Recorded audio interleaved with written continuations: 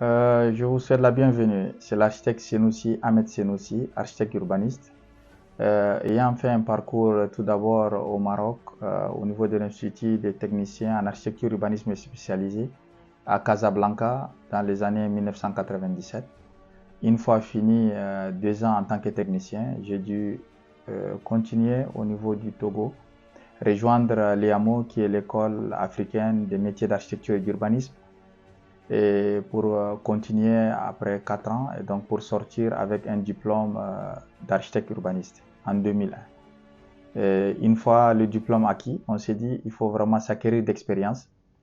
On est parti en Côte d'Ivoire avec le cabinet architectural et également aller retourner par la suite en termes de stage également en France et travailler avec Archi Studio qui est aussi un cabinet d'architecture, d'urbanisme, du design. Donc il y a une vingtaine d'architectes qui ont fait le Parlement européen à Strasbourg, l'Institut du monde arabe.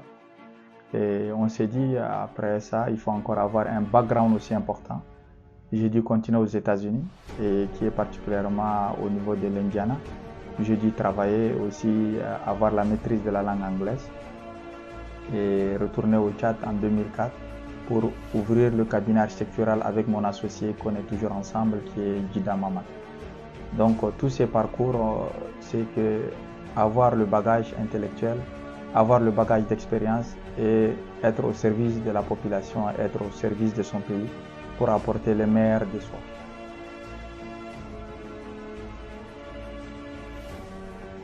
Architectural est né vraiment avec une idée, une capacité, comme vous savez, le nom est juste un adjectif, de faire le design de l'aménagement de l'urbanisme et d'apporter le meilleur de soi.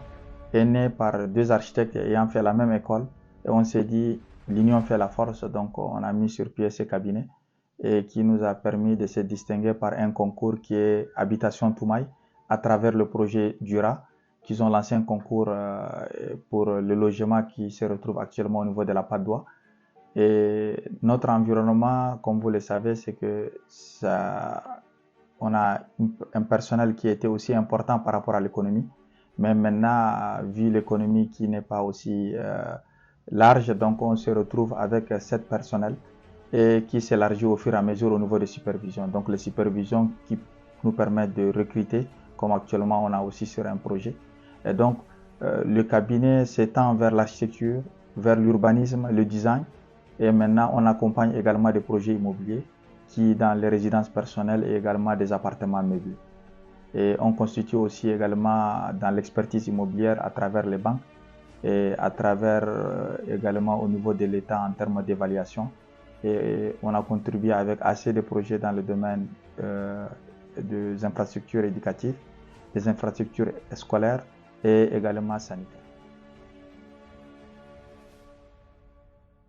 D'abord, l'architecte, c'est un professionnel, un technicien, un artiste qui est au service de la population pour apporter le meilleur dans le domaine de l'habitat en général. Et toute spécificité, y compris l'élément que les gens comprennent, c'est que tu veux construire, il faut consulter un architecte. Tu es malade, il faut consulter un médecin. Et donc, l'architecte est là, à l'écoute de son client, pour apporter le meilleur dans le domaine de l'ingénierie de l'habitat qui, si je le prends dans l'exemple du logement, donc comment avoir l'esthétique, avoir la ventilation, avoir aussi la maîtrise des coûts et également la maîtrise du délai, et que l'habitat ou le bâtiment puisse durer le maximum de ce qui est prévu. Et qu'on est censé également s'adapter avec nos contextes actuels, donc de logement en construction de matériaux durables, et que ça soit également dans le domaine des infrastructures. Et quand l'architecte intervient, c'est pour apporter le meilleur. Et donc c'est là où on doit sentir la différence entre un professionnel s'il y a l'intervention dans le domaine du logement ou dans le domaine de l'habitat en général, ou son absence. Et donc le professionnel, il est là pour vraiment accompagner et donner le meilleur pour que vous vous sentez le plus à l'aise dans votre habitat, que ce soit dans votre équipement.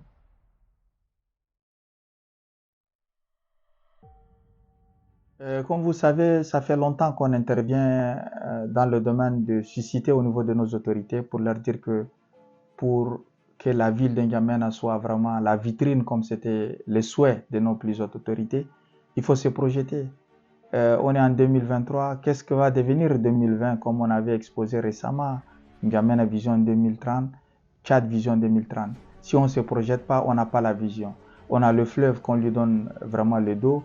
On a un climat qui est très chaud, qu'on n'essaye même pas de l'intégrer avec une végétation maximale.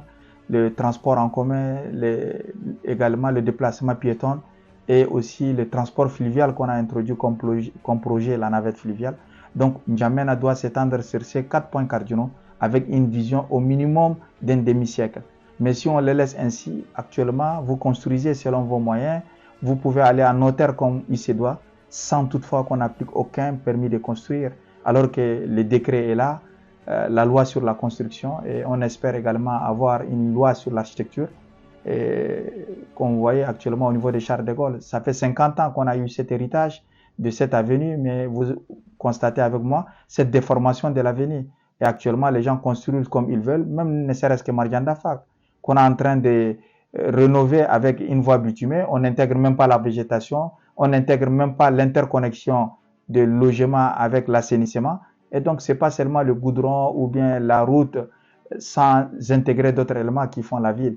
Et donc, pour nous, on est inquiet pour la vision parce que qu'est-ce qui va se passer? Pour bien vivre en N'Djamena, on risque de se retrouver en banlieue parce que c'est comme ça que maintenant les gens se retrouvent avec des jardins, si on peut dire, des fermes ou bien d'autres endroits, mais ce n'est pas à la portée de tout le monde. On devait rendre N'Djamena vraiment habitable et avec toutes les conditions d'une ville moderne.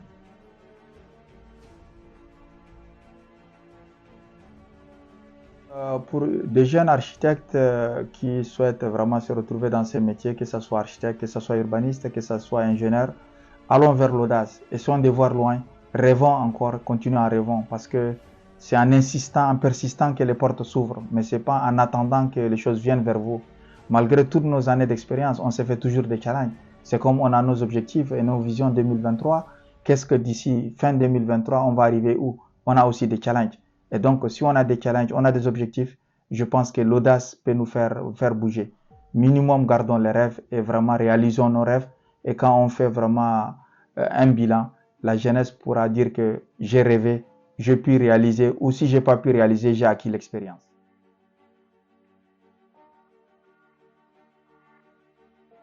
Le monde actuel, le monde de 2023, avec tout ce qui est passé, avec le Covid, avec la crise, avec le changement climatique, avec la guerre en Ukraine, c'est un monde rempli de challenges, un monde qui sera encore difficile.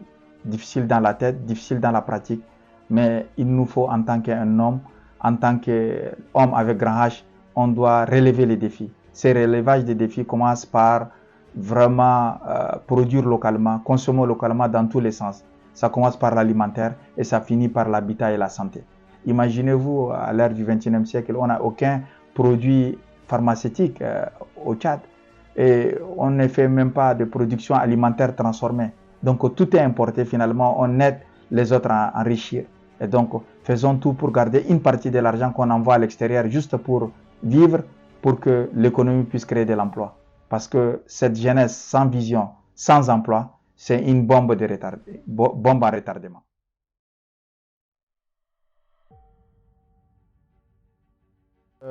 Le style architectural au Tchad, comme on le conseille, c'est que d'abord l'adaptation climatologique. Parce que comme vous constatez, une grande partie de nos maisons sont en matériaux locaux et couverture en tôle. Et comme vous constatez, la tôle n'est pas adaptée. Et donc les anciennes maisons, on le voit vraiment en terre, en paille, elles s'adaptent mais elles ne durent pas. Donc cette ingéniosité que nous, on est censé vraiment apporter, c'est dans le cadre de recherche et développement. Dans beaucoup de pays, il y a des structures de recherche et développement intégrées au ministère de l'Habitat parce que la recherche demande beaucoup d'investissement. Et ici, comme vous savez, il n'y a aucune recherche approfondie dans cette problématique de solutions. Et donc, on constate parmi les styles, il y a les arcs, parmi les styles, on voit nos habitats traditionnels avec des matériaux ventilés qui s'adaptent avec le climat, qu'on doit s'en inspirer pour les rendre le plus durables. Et donc, un habitat intégré avec la végétation, un habitat bien orienté avec la lumière, comme ici chez nous, on a une lumière naturelle à gogo, avec un soleil à gogo, donc intégré avec les énergies solaires, avec des arcs, avec une ventilation, avec double arcade, ça pourra faire vraiment, c'est ça que je le trouve un style, je peux dire identitaire au Sahel, qui est aussi une identité pour le Tchad.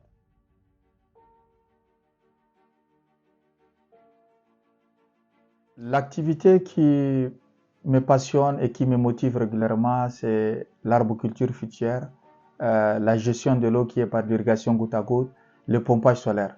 Donc, on est au Sahel, on veut vraiment cultiver 365 jours et finalement, on a une pluie qui est seulement de 3 mois. Comment les 9 mois autres, on puisse continuer à faire l'agriculture maraîchère, l'agriculture potager et également une apiculture, toute une approche vraiment de sylvo-agro-pastoral indirectement, c'est l'agribusiness. Et donc, ça nous fait des revenus parallèles, ça nous donne des passions et ça nous permet de propager vraiment une énergie positive qu'on aimerait être présent dans minimum dans quelques régions du Tchad pour impacter positivement la jeunesse, pour qu'elle travaille beaucoup pour le pays et qu'elle puisse avoir le revenu. Parce que les revenus ou bien les moyens sont toujours dormants, il faut aller les chercher. C'est comme une mine. Si vous ne partez pas, vous ne creusez pas, vous ne cherchez pas, vous ne trouvez pas. On peut vous dire que cette zone, il y a vraiment de l'or, mais si vous ne travaillez pas, vous ne pouvez pas avoir cet or.